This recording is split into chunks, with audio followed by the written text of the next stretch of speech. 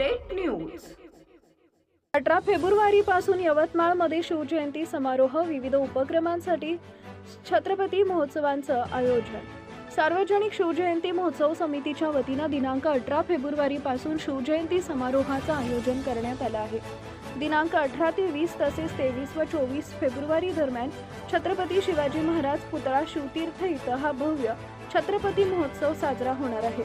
महोत्सवात Shiv marathon, motorcycle rally, आदर्श शोभायात्रा, Shivtirth reels स्पर्धा, निबंध, रांगोळी, चित्रकला, काव्य, वेशभूषा, गायन, समूह नृत्य, कराटे आदी विविध स्पर्धा तसेच रक्तदान शिबिर आणि शहरातील नागरी समस्यांवर चर्चासत्रांचं आयोजन करण्यात आलं आहे।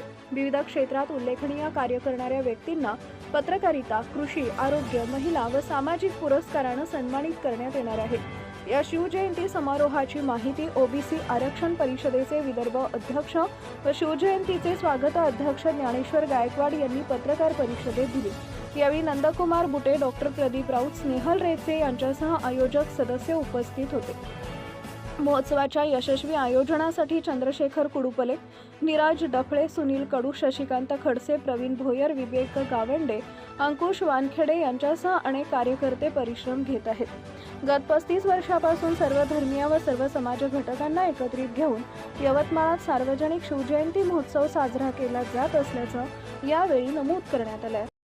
या यवतमाळ शहरामध्ये नंदभाऊंनी सांगितल्याप्रमाणे जवळजवळ 30-31 वर्षापासून आपण सार्वजनिक शिवजयंती साजरी करतो आणि या प्रत्येक शिवजयंतीच्या आपल्या सर्व पत्रकार बांधवांचं आम्हाला मोठ्या प्रमाणात सहकार्य मिळते।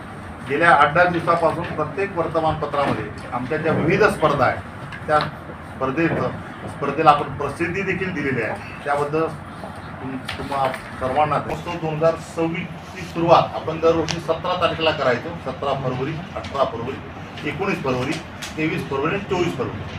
त्यात थोडा बदल झाला, आपण 18 तारीख घेतली पहिली आणि 18 तारखेला सकाळपासून तिथे सुरुवात होईल।